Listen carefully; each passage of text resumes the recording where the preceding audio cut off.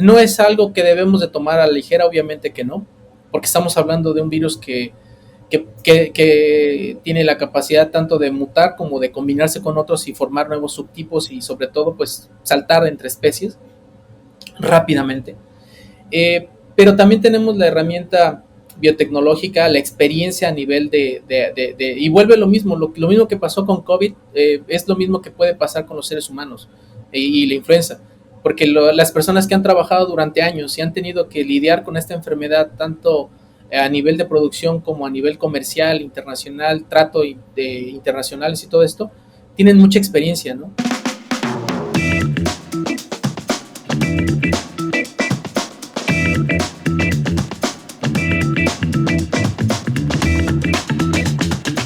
Hola, bienvenidos y bienvenidas a nuestro siguiente episodio de Avi Podcast. Mi nombre es Elaine Hernández y recuerden que estamos aquí en un nuevo episodio más, una línea directa con los principales referentes de la industria avícola.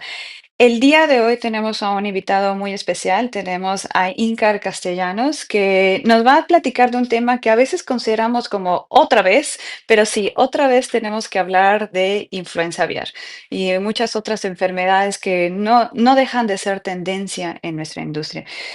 Entonces, Incar, sin mayor preámbulo, quisiera que nos contaras un poquito más de quién eres, dónde estás ahora y qué es lo que estás haciendo.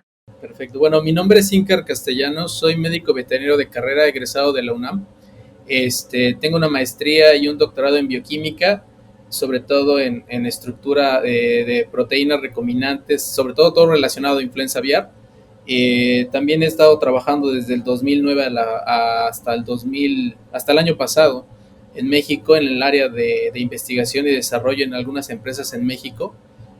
También en sistemas de monitoreo y diagnóstico de influenza aviar, principalmente también en proyectos como estudio de su genoma y principalmente enfocados a la industria avícola, ¿no? Recientemente hemos trabajado un poquito con la parte de influenza en aves silvestres, en donde tenemos 2 o 3 proyectos donde soy parte de varios comités de estudio ya en México, incluidos proyectos de la Universidad Autónoma de Querétaro, donde soy parte del comité de algunos proyectos. Eh, Posteriormente, pues ahorita llevo aquí 1 año y medio trabajando en Arkansas. Soy postdoctoral, invitado aquí por parte del doctor Billy Hargis. Y aquí en Estados Unidos lo que trabajamos principalmente es el modelo de Salmonella, Histomona, algunas bacterias, resistencia a algunos genes de monitoreo más que nada, ¿no? Genéticamente de Salmonella, Histomona. Integridad intestinal también nos hemos integrado en esa parte de proyectos de análisis de genomas y metagenómica de probióticos. Y pues también están saliendo algunos otros proyectos en Latinoamérica relacionados a influenza debido al impacto, ¿no?, que estamos observando a través del tiempo y de la evolución de esta enfermedad. Y pues básicamente eso soy yo. Muchas gracias, Cinca. Yo creo que nos diste un gran preámbulo de toda esa experiencia y de lo que nos vas a platicar el día de hoy. Y retomando el tema de influenza, como bien decía, es algo de lo que no podemos dejar hablar en la industria avícola, una preocupación, es siempre algo que va a estar ahí mientras sigamos teniendo aves en esta industria. ¿Y nos podrías contar ahorita, hoy que estamos en diciembre del 2024, cuál es la situación actual de influenza aviar en Latinoamérica? Pues yo creo que hablando particularmente de un serotipo, de un subtipo de influenza, el H5N1 es el más significativo tema que deberíamos de tener en consideración, a sabiendas de que como antecedente pues es un virus que ha estado bastante tiempo en las poblaciones avícolas en otras partes del mundo, pero ya en particularmente hablando en Latinoamérica, su desarrollo y su incidencia ha incrementado, ¿no? Sobre todo en poblaciones silvestres. Yo creo que es una preocupación significativa en la actualidad, debido sobre todo por el impacto económico que puede tener en la industria, también el riesgo a la infección a diferentes poblaciones, sobre todo mamíferos y aves, que creo que eso es algo que debemos de tener en consideración, que se considere una parte importante dentro del estudio epidemiológico de esta enfermedad poblaciones. Y creo que al momento no existe un riesgo como tal para el ser humano hasta el momento demostrado para la infección directa o inclusive la transmisión por productos de origen avícola. Sin embargo, sí tenemos de tenerlo en consideración porque es un virus de alta y tiene un impacto real y serio, ¿no?, en la economía de la industria avícola a nivel Latinoamérica e internacional, ¿no? Entonces, yo creo que eso es lo que tenemos todos en consideración ahorita, ¿no? Hablando de influenza en Latinoamérica. Así es. Y es, como bien mencionas, es una enfermedad importante por en pérdidas económicas que ocasiona, por la facilidad de propagación de la enfermedad y porque hay muchos participantes en esta historia, ¿no? Pero algo que siempre causa inquietud es la vacunación de, contra influenza aviar. Si nos pudieras contar cuáles sean las ventajas, desventajas de vacunar. Bueno, hablando sobre la vacunación, es un tema un poco delicado dependiendo del país y el contexto de la especie en la que nos estemos enfocando. El objetivo por el cual se realiza una vacunación. Yo creo que como ventajas el uso de la vacunación, que realmente es una de las herramientas más útiles y de las herramientas que ha permitido que la sociedad se convierta en lo que actualmente es el control y la disminución y la mortalidad, ¿no?, de las enfermedades. La disminución de la mortalidad es observable, ¿no?, y lo podemos considerar como un punto importante como ventaja del uso de estos enfoques como la vacunación. Obviamente también debemos de tener en cuenta, ¿no?, que estamos hablando de poblaciones que son muy susceptibles y que son base de la economía para muchas industrias. Estamos hablando de la seguridad alimenticia. Entonces, el uso de la protección a largo plazo de poblaciones muy susceptibles o muy importantes económicamente hablando, pues es una ventaja, ¿no? Es importante utilizarlo y que sea eficiente, ¿no? Y disminuir el sacrificio, ¿no? Disminuir el impacto económico. Es una ventaja de su uso, reducir la distribución y obviamente pues el riesgo, ¿no?, a infecciones de otras poblaciones que puedan llegar a ser susceptibles también. Eh, También tiene su impacto negativo, ¿no? Porque estamos hablando también sobre el impacto comercial a nivel internacional, pues muchas naciones con las cuales se pueden realizar negocios, pues pueden tener restricciones debido al uso o la implementación de sistemas de vacunación, lo cual podría ser considerado como una desventaja, ¿no?, el utilizar estos tipos de estrategias. En lugar del sacrificio total, como se hace en Estados Unidos, utilizar la vacunación también puede restringir esta parte, ¿no?, del comercio internacional. También estamos hablando de la eficacia, ¿no?, de la limitada que puede tener un producto o una vacuna, un antígeno, considerándose la variabilidad y la tasa de mutación tan elevada que puede tener un virus de RNA, como es el caso de influenza. Este tipo viral, este tipo de genoma, pues presenta altas tasas de mutación, lo cual impacta directamente, ¿no?, con el desarrollo de productos, y eso también es una desventaja el utilizar vacunaciones basadas en algunos productos, ¿no? Y obviamente pues también está el impacto económico de su uso, que también se le tiene que agregar al sistema de producción, ¿no? Estamos hablando de que la tecnología y el método de aplicación y la estructura que se requiere para que se pueda aplicar este tipo de productos o este tipo de estrategias, pues también es un impacto económico para el productor, ¿ok? Y obviamente pues también se refleja al final, al cabo, en el costo de los productos de consumo humano. Y en cierta forma también podríamos tener ciertas desventajas al considerar posibles animales asintomáticos, lo cual no es poco probable. Sin embargo, también podemos tenerlo en consideración, ¿no? Porque es el hecho de no sacrificar y mantener vacunadas poblaciones y estar utilizando esto puede dificultar el tipo de monitoreo, ¿no? La detección o inclusive la detección de signologías, pero es un balance entre mantener una población de animales para poder producir económicamente rentable y lo más importante, ¿no?, la seguridad alimenticia, porque gran parte de la población depende de estos productos. Entonces es un balance muy delicado entre utilizarlo y no, pero las ventajas sobrepasan por mucho las desventajas del uso, ¿no?, de la vacunación. sobre todo en el modelo mexicano, que yo creo que es el que tenemos más experiencia, en el que podríamos decir que ha sido un ejemplo contundente. Y sobre eso me gustaría que nos platicaras un poco más. ¿Por qué lo consideras que el modelo mexicano es importante en este tema de vacunación? ¿Qué lo distingue? Bueno, uno es porque ha tenido un impacto real y constante desde hace muchos años. Ha sido constantemente apoyado por el gobierno, por la industria avícola y sobre todo también por la industria productora de biológicos, que se mantiene constante evolución, y han trabajado de la mano todos estos organismos para poder salir adelante, lo que ha generado, por ejemplo, modelos de vigilancia, ¿no? Activa y temprana, o sea, la idea de detección temprana y el monitoreo de estas enfermedades en poblaciones, donde participa el gobierno y los productores como tal.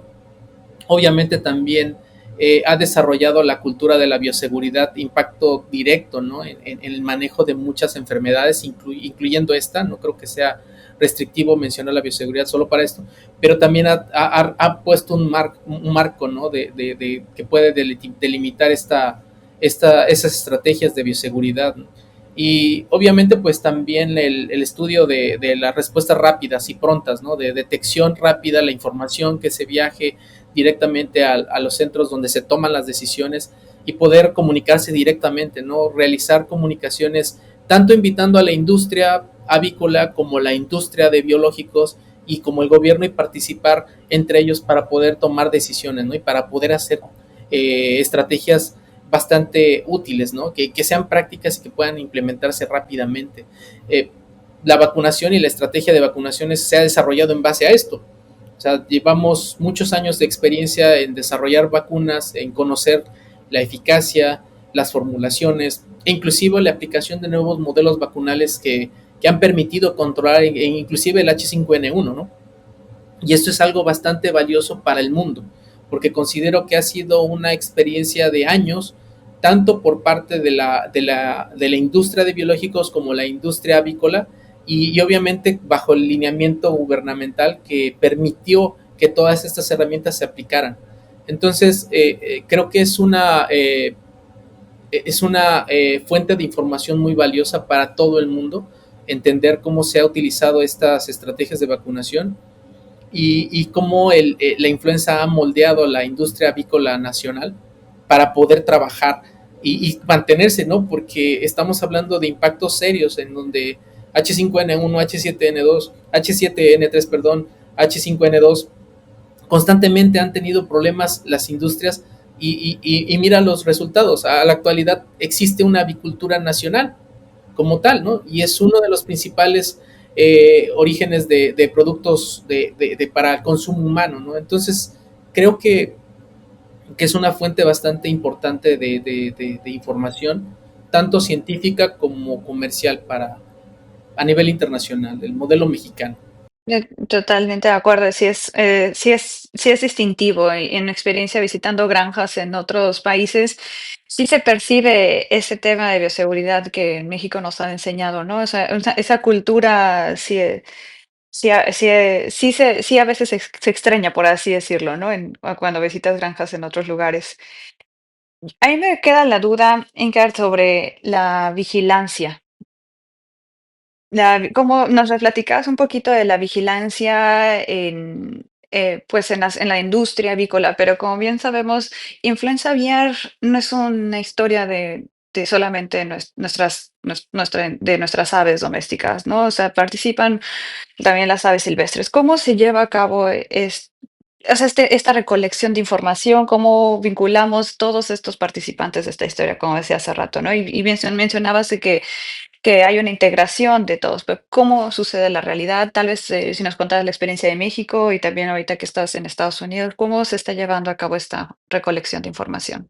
Fíjate, eso es lo más bonito, es que el modelo tanto de Estados Unidos como México está basado básicamente en el análisis de muestras, la detección temprana. La tecnología que se ha implementado es una herramienta bastante útil, pero no queda por demás mencionar que también la parte de la vigilancia por parte de la industria avícola y sobre todo por los médicos, la gente que está en campo, es extremadamente valiosa para este tipo de diagnósticos tempranos, porque lo conocen, o sea, es su día. La información que ellos recaban no es como en el laboratorio donde tenemos un aislamiento, tenemos un PCR, tenemos una detección por CT o un cálculo de concentración vírica o lo que sea, ¿no? Ellos tienen una capacidad de observación bastante desarrollada, y eso es, yo creo que es una de las cosas que hemos visto que se han desarrollado perfectamente, y esto va hacia el enfoque de vigilancia en aves silvestres, que creo que también es algo que debemos de tener en consideración, que la experiencia que se ha desarrollado para poder diagnosticar en la industria avícola, porque vamos, siendo totalmente honestos, la detección temprana es vital, ¿no? Para tomar decisiones, para poder hacer prevenciones, eliminación y el reporte obligatorio y todo lo que se tiene que realizar, tanto en Estados Unidos como en México, ¿no? Es muy, muy importante que estas herramientas se apliquen también en especies que, pues, lamentablemente en este momento están participando como impacto directo en la diseminación de este serotipo, ¿no? H5N1.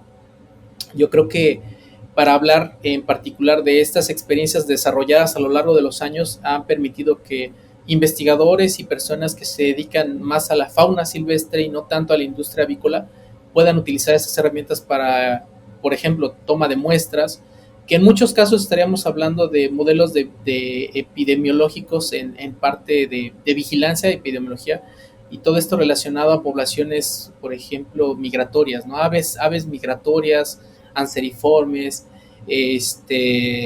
caradriformes, o sea, animales que son como gansos, patos, cisnes, gaviotas, animales que migran, ¿no? Animales que tienen la capacidad de interactuar en ecosistemas muy complejos. Y obviamente, pues, estas herramientas que se han desarrollado a través de los años han permitido que se puedan hacer muestreos de estas poblaciones, y en la actualidad en Estados Unidos hay laboratorios muy grandes que están realizando estos experimentos. Hay gente, por ejemplo, en el sur del país en el que están trabajando intensamente en el muestreo de estas poblaciones. Hay modelos en los que se está proponiendo inclusive es darle seguimiento a través de tecnologías como satelital para ver la migración de las aves, ¿no? Y determinar su punto de partida y su punto intermedio, y poder ir determinando, ¿no? Si esto se puede relacionar con los problemas de influenza.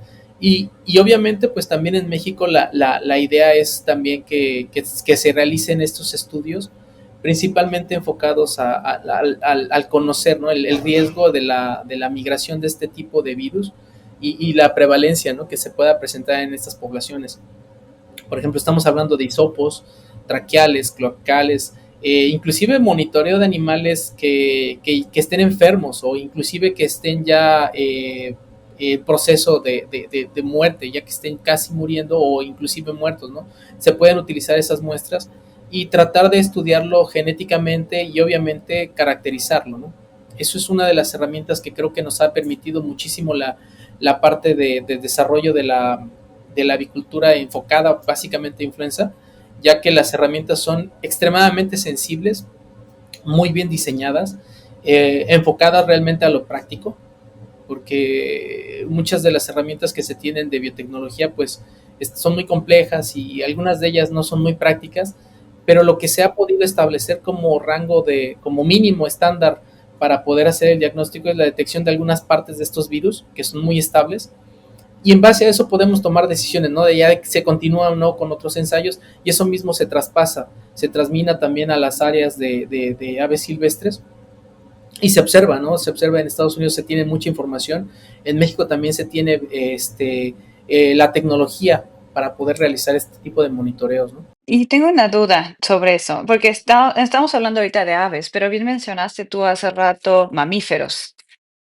Y la migración satelital, o sea, si tal vez nos puedas platicar un poquito de eso, es algo muy interesante, pero quisiera que retomáramos también el tema de mamíferos que comentaste al inicio. Bueno, hablando de mamíferos, aquí en Estados Unidos se han tenido muchos problemas al respecto de diferentes brotes que se han observado, sobre todo en ganado lechero y en particular en varios estados, sobre todo en el sur.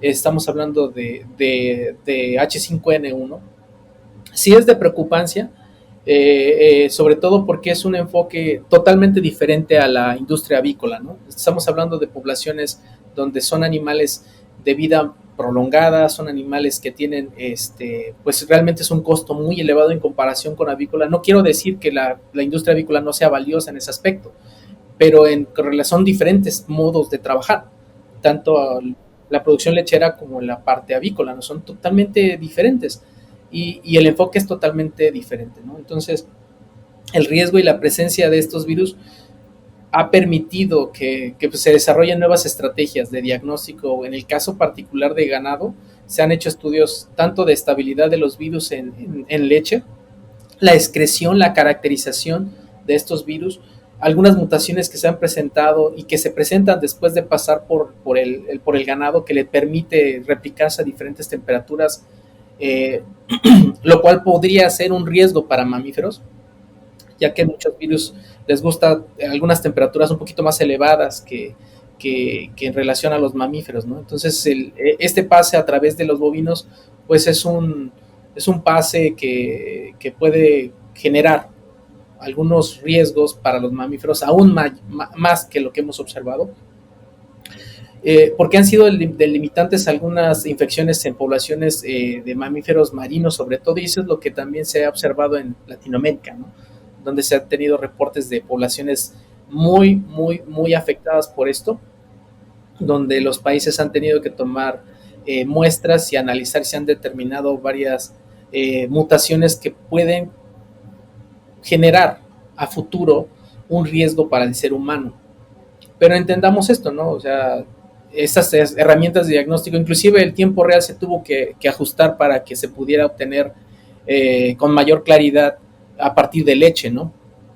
Pero vuelvo a lo mismo. Pero lo más interesante es que la gente cuando empezó a trabajar con esto también se dio cuenta que la leche cambiaba de características mediante observaciones, ¿no? Visual, ¿no? Entonces ellos mismos vuelve a recaer esto a las personas que están todo el tiempo trabajando con los animales, que son la herramienta esencial de diagnóstico. Y sin lugar a dudas, eso es una curva de aprendizaje que se mantiene, ¿no? Influenza aviar es una enfermedad no, que conocemos de cuántos años ya, pero siempre y cada año es un nuevo reto, ¿no? Con esta enfermedad, ¿no? Y como bien mencionas, tenemos muchas especies que están involucradas y siempre nos cuentan la historia, ¿no? Cuando estás estudiando medicina veterinaria o hay gente que está trabajando en este sector, es aves, aves, ¿no? Pues el nombre te lo dice, influenza aviar, pero son muchísimos los participantes, ¿no? Y ahora hasta, como bien mencionas, el riesgo con otros mamíferos, ¿no?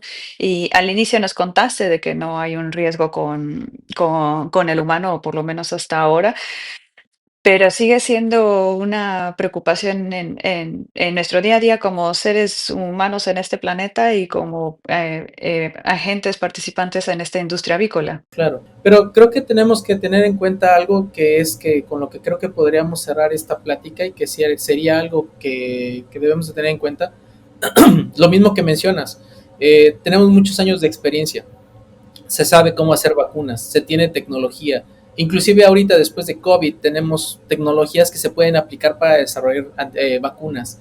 Entonces, los sistemas de producción y el tipo de estrategia de vacunación para este tipo de enfermedades existe, tanto para animales como para seres humanos, ¿no?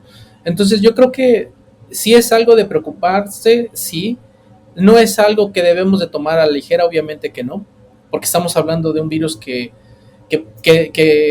tiene la capacidad tanto de mutar como de combinarse con otros y formar nuevos subtipos y sobre todo pues saltar entre especies rápidamente. Pero también tenemos la herramienta biotecnológica, la experiencia a nivel y vuelve lo mismo que pasó con COVID, es lo mismo que puede pasar con los seres humanos y la influenza, porque las personas que han trabajado durante años y han tenido que lidiar con esta enfermedad tanto a nivel de producción como a nivel comercial, internacional, trato internacionales y todo esto, tienen mucha experiencia, ¿no? Y los laboratorios también tienen muchísima experiencia para generar estos tipos de posibles estrategias de vacunación. Entonces tampoco debemos de tener miedo a esto, es algo que debemos de considerar. Yo creo que lo más importante para entendernos en la actualidad todos es que Estamos en un momento en el cual un virus está generando nuevas posibilidades. Es algo con lo que ya hemos lidiado, no es algo nuevo. Es peligroso, sí, sí puede llegar a serlo, no digo que no, pero también tenemos la herramienta, ¿no? Tenemos la herramienta, la expectativa es nada más saber en qué momento vamos a empezar a trabajar en algunas cosas a nivel ya masivo, porque a nivel laboratorio, créanme que de verdad existen muchos estudios, hay muchos laboratorios tanto en Estados Unidos como en Europa, en China, en Asia, en muchos países donde ya se tiene mucha información. Inclusive en México hay gente que también ha trabajado en modelos de vacunación, incluyéndome a mí y otras personas, otros laboratorios. Esto es bastante interesante. Creo que no es algo que debamos de tener en consideración como perdido. Sí es importante y es importante considerar la vacunación en poblaciones susceptibles, sí, sí lo es. Se está considerando en Estados Unidos para los bovinos, se está considerando para posiblemente a nivel de fauna silvestre, porque pues no solo estamos nosotros, ¿no? O sea, también estamos hablando de animales silvestres que han tenido impacto con esas enfermedades y bueno, también es preocuparse, ¿no? Es cómo se controla ese problema en poblaciones silvestres y obviamente el impacto ecológico que puede tener esto, ¿no? O sea, es un enfoque muy amplio, así que vamos a seguir hablando de esto hasta que estemos todos viejitos, si es que llegamos, entonces espero yo que sí, pero, o sea, ¿qué más te puedo decir? O sea, realmente es. Sí, es algo muy importante. Y yo creo que si me podrías, perdón, pero me resultó bastante interesante el tema de vacunación en fauna. ¿Cómo, si nos pudieras platicar, si un poquito qué especies, qué animal van a enfocarse primeramente, si tienes algún dato sobre eso que pudieras compartir? Lo que se está haciendo actualmente es muchas veces es estudiar la prevalencia primero, para saber cuáles son las poblaciones que son las más susceptibles, porque no todos tienen el mismo efecto, el impacto de la influenza no es siempre el mismo en todas las poblaciones. Eso es lo primerito que se está haciendo. Y obviamente también el estudio de diferentes estrategias para controlar, pero que no sean vacunaciones. Ahí es donde el gobierno de los Estados Unidos está trabajando para proponer a nuevas instituciones nuevos proyectos que puedan generar productos o más que nada productos, estrategias de vacunación que se puedan aplicar que no tengan que utilizar, por ejemplo, vacunas como tal, biológicos, porque es muy complicado hacer una vacunación como tal, pero sí podemos utilizar algunas otras estrategias en las que se pueden utilizar sistemas de inhibición, competencia, ocupación de receptores. Inclusive en México hay mucha tecnología al respecto, ya se ha trabajado, muchos laboratorios lo han hecho ahí. Entonces, eso es lo que se está buscando, ¿no? Primero encontrar cuáles son las poblaciones más susceptibles. Hay laboratorios como Sanyud que está trabajando intensamente en esa parte del estudio de las poblaciones susceptibles, el aislamiento, el estudio de esos genomas. Hay otros laboratorios a nivel internacional, como en Francia, que se utilizan modelos como patos para determinar cómo es la respuesta inmune en ellos y cómo se puede mejorar o no. O sea, obviamente también en México también hay mucha información al respecto de lo que ha impactado a través del tiempo los sistemas de diagnóstico. Y si tú juntas todo esto, pues obviamente a futuro se puede considerar estrategias que pueden prevenir la posible diseminación de esto. Es un, es un reto enorme, ¿no? O sea, hablar de esto. Sí. Pero a fin de cuentas, pues es parte, ¿no? Sí, no, y algo que a mí me hace reflexionar, por ejemplo, mi área es bienestar animal, ¿no? Y trabajo el área de bienestar animal avícola. Mi tesis de doctorado fue métodos de eutanasia en aves, entonces todo el tema de la muerte, por ejemplo, en aves para mí es un tema, y en general en especies domésticas es un tema muy interesante para mí. Y uno de los principales retos que los que siempre tenemos que estar listos como personas trabajando en este sector agropecuario es el tema de despoblación, ¿no? O sea, ¿qué vamos a hacer cuando vamos a acabar con la vida de estos animales? Como bien decías, es una situación que tenemos que enfrentar y el tema de despoblación en la avicultura ha sido pues bastante controversial y tampoco quiero ponerte en una situación incómoda de que platiques qué es lo que ha sucedido en Estados Unidos, pero es algo muy interesante por la cantidad de métodos, o sea, de que el reto que ha puesto Influenza aviar, no, desde tu trinchera, que sería pues todo lo de vacunas, la genómica del virus, y yo desde la perspectiva de bienestar animal, que tenemos que verlo desde si vamos a tener que dar la muerte a los animales, cómo lo vamos a hacer de la manera más humanitaria posible, pero también que sea la más efectiva, ¿no? Entonces, y este ha sido este virus o sea, un punto de partida y, también una serie de aprendizajes de lo mismo, ¿no? Y de herramientas que no solamente han servido para influenza, sino para otras enfermedades. Y lo que iba es que me hiciste reflexionar ahora de que pues hemos trabajado en estos métodos de despoblación que aún nos falta mucho. O sea, el CO2, por ejemplo, la espuma de CO2 para la influenza aviar sigue siendo bastante controversial, pero es efectiva. Ventilation shutdown, en el que se aumenta la temperatura de las casetas y se cierran entonces, todo lo que ha llamado la atención estos métodos. Y ahora dices, me pongo a pensar, ¿y si tenemos que pensar en estos métodos de exploración también para fauna? Porque pues sabemos del impacto de la enfermedad, ¿no? No se limita a una especie, sino que es multiespecies que estamos hablando que pueden ser sensibles a esto, ¿no? Entonces es bastante interesante el tema de influenza y como dices, no vamos a parar de hablar. Claro, claro. Hablar de influenza es un tema bastante interesante, hermoso. Va a seguir dando mucha información, pero creo que debemos de puntualizar que en la parte de avícola comercial se tiene mucha experiencia, se tienen muchas herramientas, no todas se pueden traspolar, no todo el mismo objetivo que se tiene en aves de producción se puede trasladar directamente a aves silvestres, pero sí se puede utilizar muchas como el diagnóstico pronto, el análisis pronto, el conocimiento de estas poblaciones, cómo se interrelacionan. Eso es muy, muy, muy importante también entender que no todos los animales están en la misma posición, no todos pasan por los mismos lugares, no todos tienen la misma naturaleza de migración, no todos tienen la misma naturaleza del mismo ecosistema. Entonces, y obviamente pues hablando de la conservación de también esas poblaciones, porque es extremadamente valiosa la diversidad.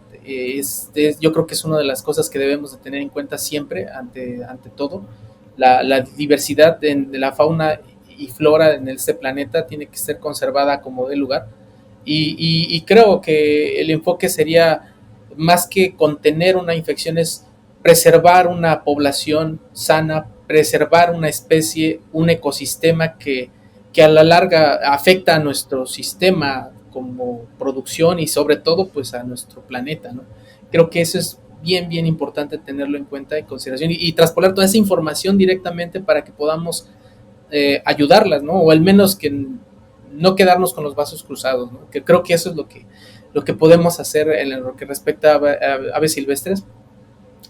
Y hay gente, ¿no? Hay gente que está trabajando en eso y en México hay varios estudiantes que tenemos que están trabajando precisamente en estos proyectos donde estamos tratando de dilucidar algunas cosas que puedan ayudar, sobre todo para la conservación y el mantenimiento de esas poblaciones pues que realmente, ¿no? Como dice aquí la gente mucho, que hemos hecho ya demasiado contra ellos, ¿no? Entonces ahora vamos a tratar de ayudarlos un poquito, ¿no? Un poquito en esta parte de lo que podamos hacer.